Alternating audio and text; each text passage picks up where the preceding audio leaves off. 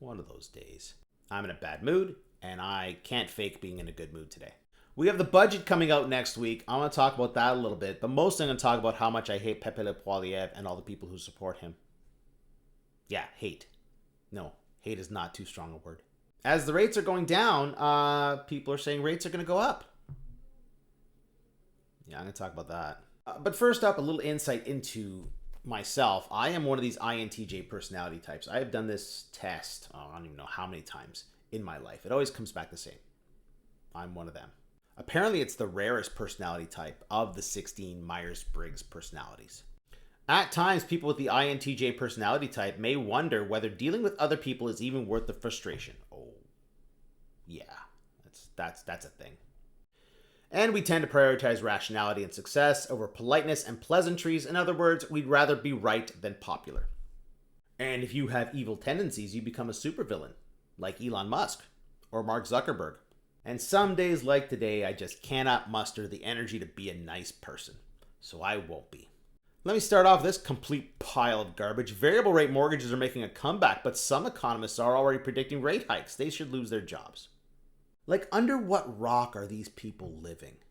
Do they pay attention to anything happening on the planet right now? Like this, Chipotle CEO sounds alarm on American economy. Gen Z and millennials are too burdened by unemployment and student loans to eat out.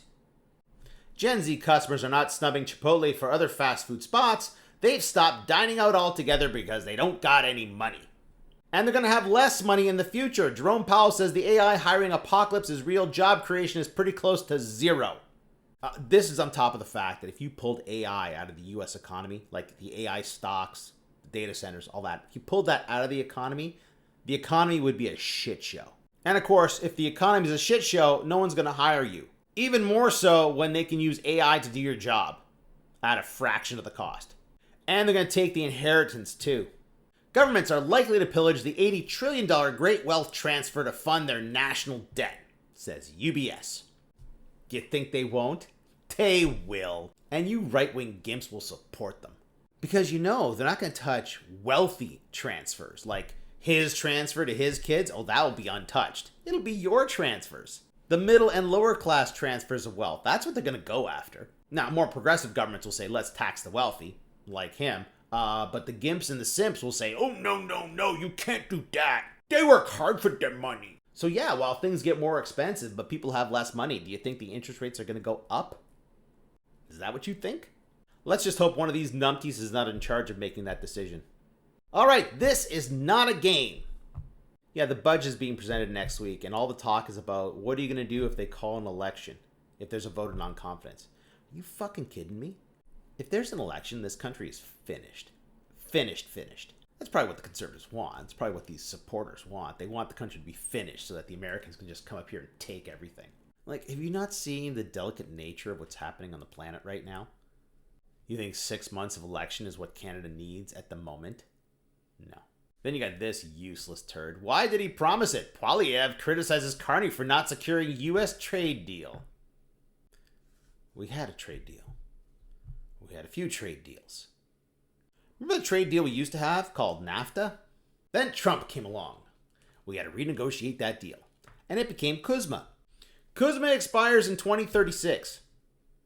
Now, next year, they have to get together and discuss whether or not CUSMA gets extended to 2042.